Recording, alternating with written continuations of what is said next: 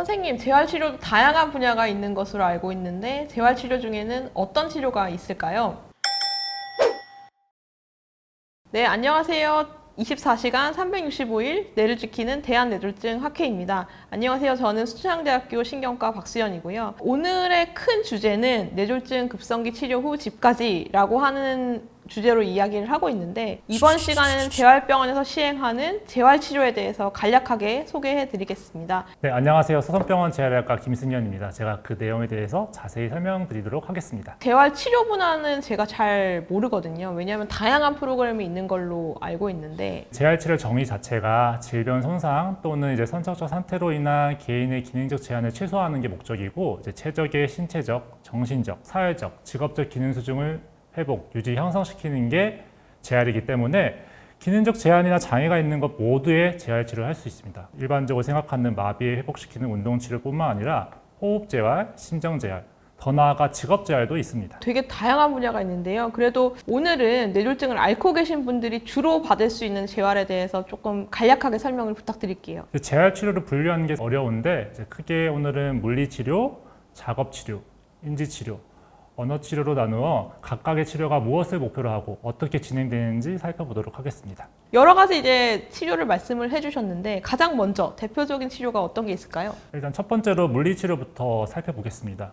물리치료는 신체 기능이 떨어진 사람의 움직임을 회복하도록 돕는 치료입니다. 물리치료에는 중추신경계 발달재활 치료, 보행치료, 하지 로봇 치료, 기능적 전기 자극 치료가 있습니다. 신경계 발달재활 치료는 뇌 손상으로 움직임이 부자연스러워진 환자가 정상에 가까운 움직임을 다시 학습하도록 돕는 치료며, 치료사가 손으로 바른 자세와 움직임을 유도하여 비정상적인 움직임을 줄이고 정상적인 움직임을 반복 훈련하는 치료입니다. 보행 치료는 말 그대로 마비로 인해서 걷지 못하거나 부자연스럽게 걷는 경우, 보행에 필요한 근육 및 균형 감각을 훈련하며 정상적인 패턴을 찾도록 하는 치료입니다. 이를 위해 평행봉이나 천정 레일 등 도구를 사용하기도 합니다. 하지 로봇 치료 같은 경우에는 보행 치료의 일환인데요. 뇌졸중 초기에는 심한 마비 상태로 치료사 도움에도 걷지 못하는 경우가 종종 있습니다. 이런 상태에도 로봇의 도움을 받아가지고 장기간의 보행 훈련이 가능하며, 이런 고빈도의 반복 훈련을 통해서 신경 가소성을 촉진할 수 있습니다. 또한 정상에 가까운 보행 패턴을 일정하게 제공할 수 있어 양발의 대칭적인 보행 패턴 교육이 가능합니다. 마지막으로 기능적 전기자극 치료는 피부 위에 전극을 붙여서 미세한 전기자극을 주어 마비된 근육을 실제 움직임이 없게 수축하도록 돕는 치료입니다. 궁극적으로는 결국에는 일상생활로 빨리 돌아가실 수 있게끔 하는 게 가장 중요한 부분이라고 생각을 하는데요. 이것과 관련된 치료가 있을까요?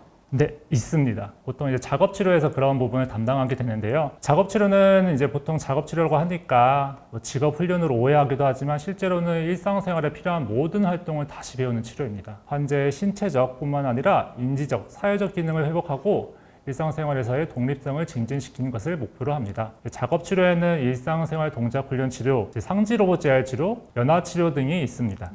일상생활 동작 훈련은 환자가 스스로 생활을 영위할 수 있도록 기능을 회복하고 필요한 기능을 훈련하는 치료입니다. 환자의 현재 기능 수준에 따라 세수, 옷 입기, 식사, 이동, 그리고 화장실 사용과 같은 기본적인 일상생활 동작뿐만 아니라 전화 사용을 한다든지 금전 관리를 한다든지 요리, 교통수단 이용 등 도구적 일상생활 동작까지 포함한 사회적 참여를 위한 보다 복잡한 활동까지 포함하게 됩니다. 상지 로봇 치료 같은 경우에는 하지 로봇과 유사한데요. 반복적 고빈도의 훈련을 제공할 수 있고, 뇌 손상 후 기능 회복을 가속화하며 게임화된 환경을 통해서 시각적 자극을 통해 환자의 참여도를 높일 수가 있습니다. 가장 중요한 것 중에 하나가 뇌졸중 환자분들 중에서는 식사를 못해서 되게 불편하다, 삼킴 장애를 동반한 경우를 되게 많으시고, 그걸로 인해서 흡임성 폐렴이 발생하는 경우들도 있어서 그것 때문에 사실은 입원 기간이 길어지거나 하는 경우들도 있는데, 삼킴 장애 환자분들에게도 도움이 되는 치료가 있을까요?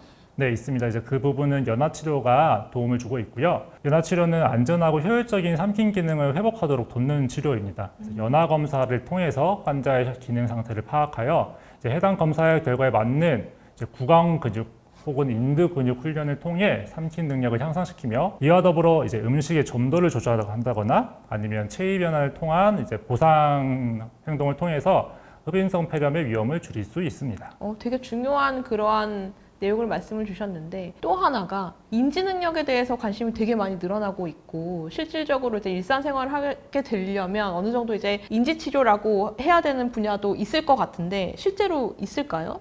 네, 있습니다. 인지 치료는 주의력, 기억력, 문제 해결 능력, 실행 기능 등 이제 고차원적인 뇌 기능 회복을 중점을 둡니다. 이제 환자의 인지 기능 상태에 따라서 기본 인지 기능인 이제 주의 집중, 단기 기억, 시공간 진압력 훈련에서부터 고차원적 기능 훈련인 이제 계획하기, 문제 해결하기, 그리고 다단계 과제 수행 등 복잡한 인지 과정 회복을 다룹니다.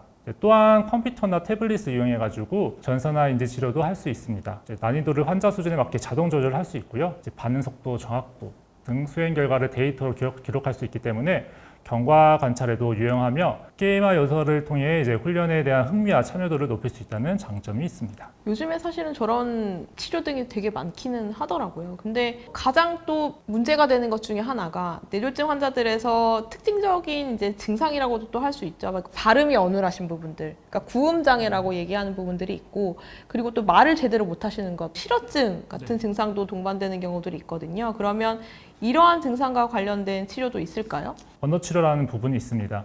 언어 치료는 뇌졸중 후에 발생할 수 있는 말하기 이해, 그리고 발음에 대해서 치료해서 효과적으로 의사소통을 할 수 있는 것을 목표로 합니다. 뇌졸중 후에 발생할 수 있는 언어 장애는 구음 장애와 실어증으로 나눌 수가 있습니다. 구음 장애는 발음 근육이 약해져서 조절이 어려워지고 말이 어눌하고 발음이 명확하지 않는 상태입니다. 구음 장애 환자에 대한 치료는 이제 반복적인 근육 훈련과 호흡, 발음 조절이 포인트며 호흡 훈련, 발음 훈련, 거울 보면서 하는 거울 훈련 등이 있습니다. 또 실어증은 말을 이해하거나 표현하는 능력이 떨어진 상태로 이해 실어증에 대한 언어 치료도 이해 능력과 표현 능력 두 파트로 나눠서 치료하게 되며 이해 능력 훈련에서는 이제 그림이나 사진 같은 걸 보여주고 단어를 연결하거나 아니면 문장을 좀 짧게 쉽게 분해해서 이를 듣고 이해하는 훈련을 하게 됩니다. 이제 표현하는 능력에서는 입모양과 소리를 단계적으로 따라하거나 이제 긴 문장을 짧게 분해해서 단어나 짧은 문장으로 발화하는 방법을 익히기도 하고요. 혹은 이제 잘 아시겠지만 노래나 리듬을 담당하는 뇌 영역이 실어증이 있는 언어 뇌 영역과 좀 위치가 다릅니다. 그래서 실제로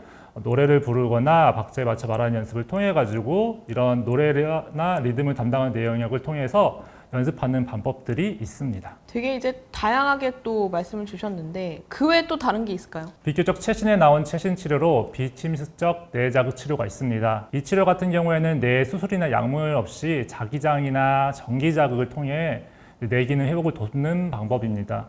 중대한 부작용은 사실 드물고요. 비교적 안전한 치료로 뇌졸중 환자의 마비된 손과 팔 등 상세 기능의 유의미한 회복을 이끌어낼 수 있습니다. 보통 수술 마취는 불필요하며 두피에 약 20분에서 30분간 자기장 혹은 전기 자극을 주 5회, 10회 이상 시행하게 됩니다. 아프진 않나요?